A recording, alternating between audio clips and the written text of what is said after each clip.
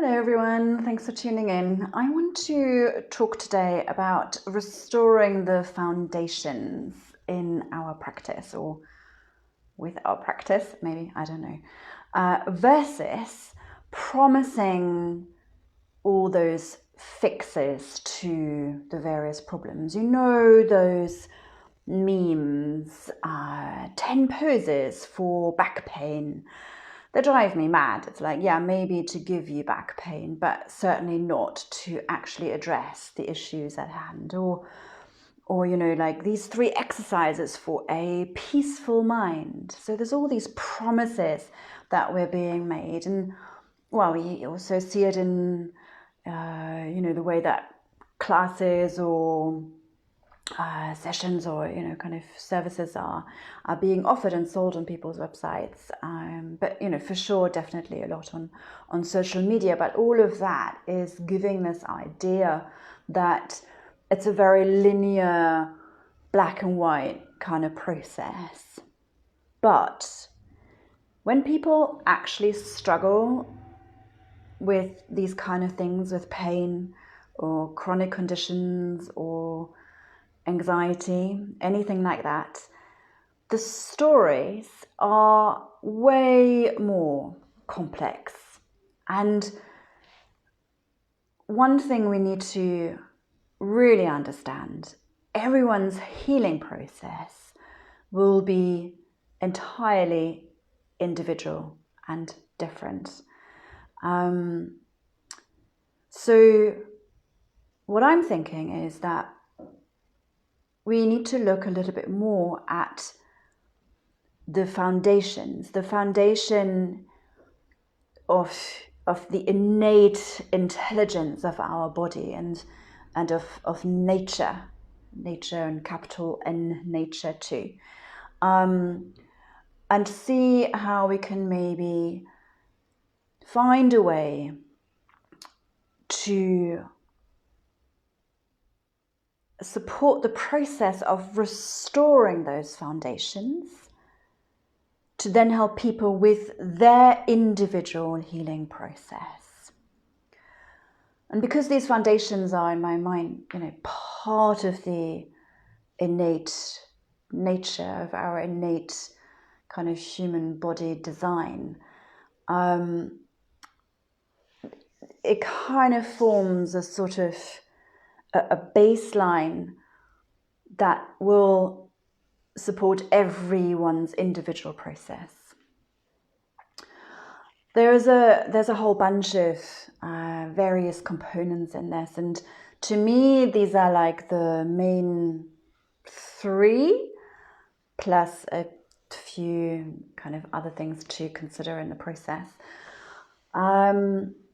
One for sure is the importance of regulating the nervous system and finding ways to do that. And that alone is so complex, as we know, as there can be so many different stories at play as to why somebody's nervous system is dysregulated. But it forms the foundation for any form of healing, for restoring health in our system. And, I think at the heart of most body-mind practices, regulating the nervous system,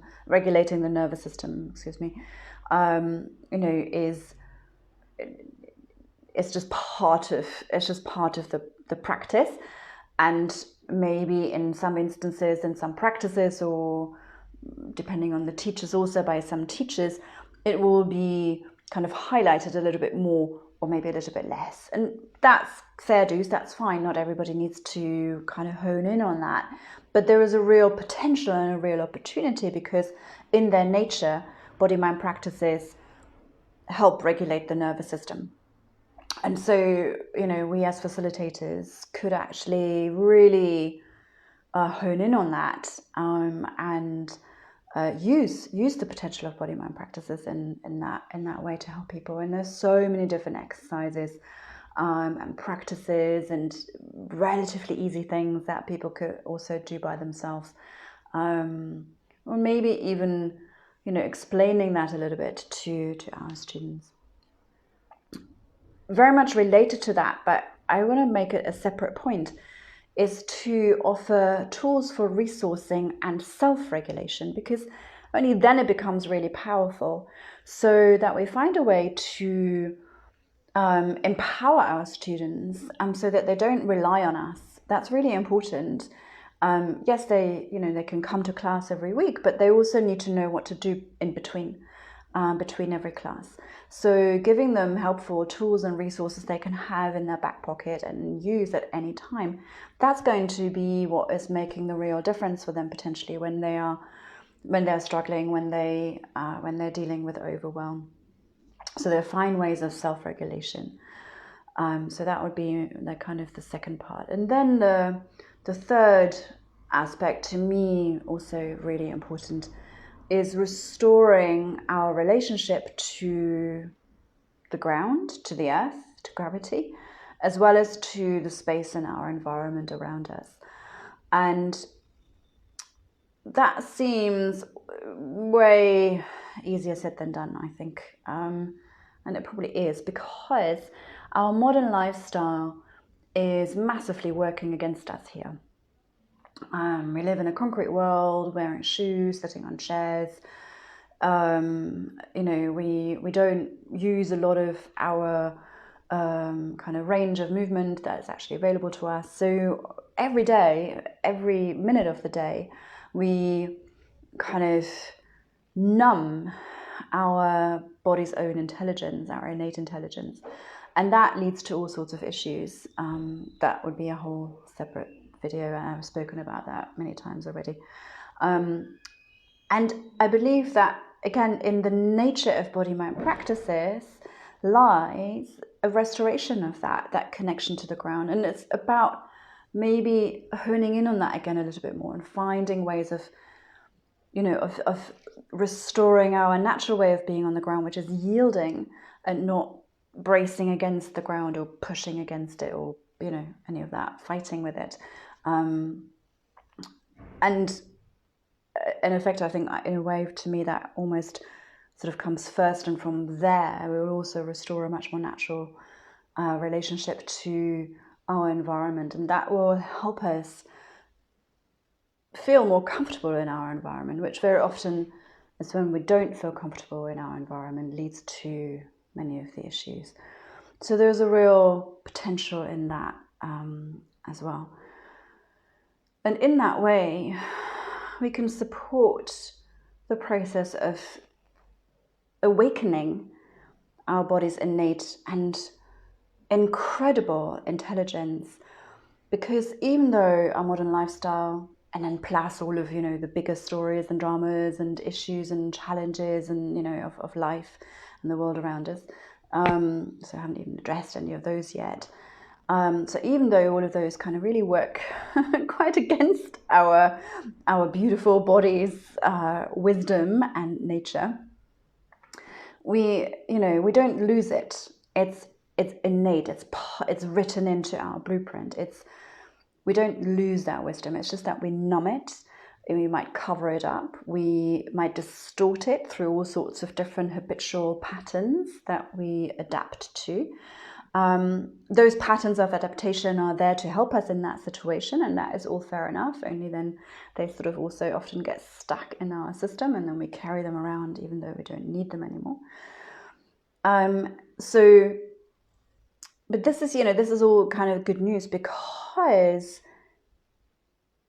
if this innate wisdom, that intelligence, isn't actually lost, it means it's nothing that we have to, externally obtain.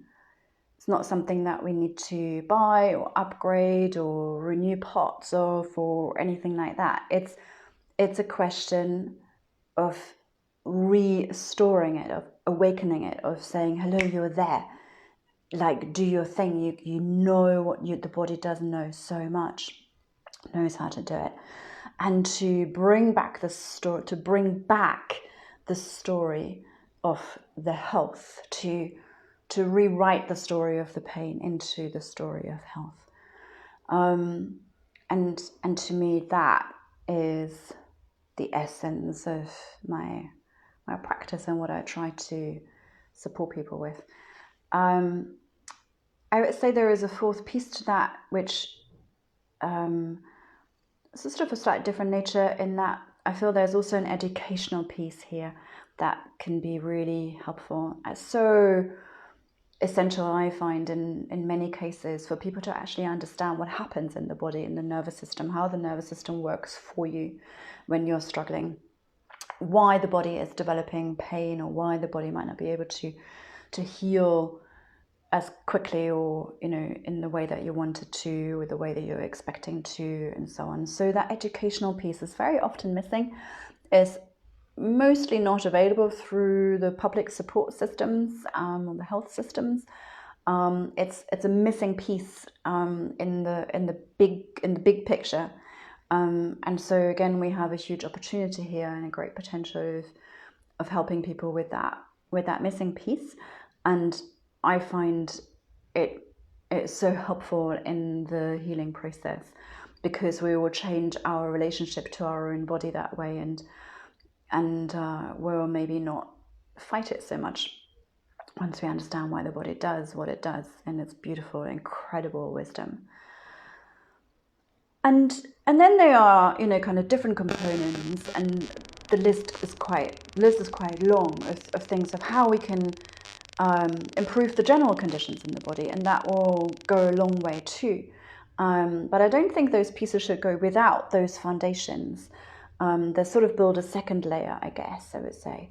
Things like releasing tension, holding patterns in our tissues and the fascia, unraveling those, unwinding those, improving mobility for sure, range of movement, reducing stagnation. That's a big one. Again, that's such a symptom of modern lifestyle, and can be really quite severe and lead to quite severe conditions. So anything that we can do to alleviate stagnation in the body, we can support the process of strengthening tissues, that will help joint health as well, through so many beautiful practices. So all of those things are really important and relevant. And again, it will be quite individual for everyone. Who everybody will need a slightly different combination of these things in their own healing process. But what we can do with that, definitely improve the general conditions in the body. So it's like we are creating slightly more fertile soil for the growth and healing process. And that's really what I see, the emphasis of these practices should be, is supporting the individual process, instead of promising to fix anyone or anything.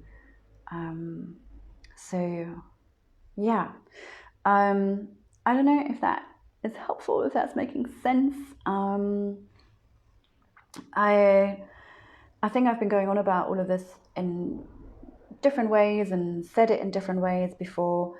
It kind of just came to me again so clearly teaching a class the other day. It was one of the classes in a 6-week course where I work with people who are struggling with back pain, especially, and we took a whole hour and a half class to learn to yield again, to relearn, to retrain the body to yield and connect with the ground. And it was extraordinary to see how different everybody felt by the end of class.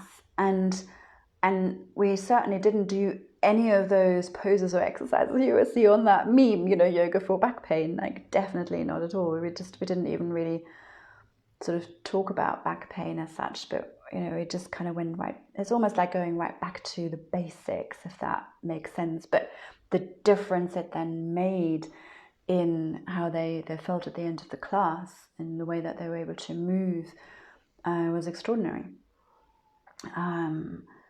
So yeah, those are the moments where I really love my job. Any questions or comments, observations of your own on this whole matter, please do post below the video. I always love to hear from you. And yeah, take care of yourselves. Have a good start to the week. And I'll see you soon. Take care for now. Bye bye.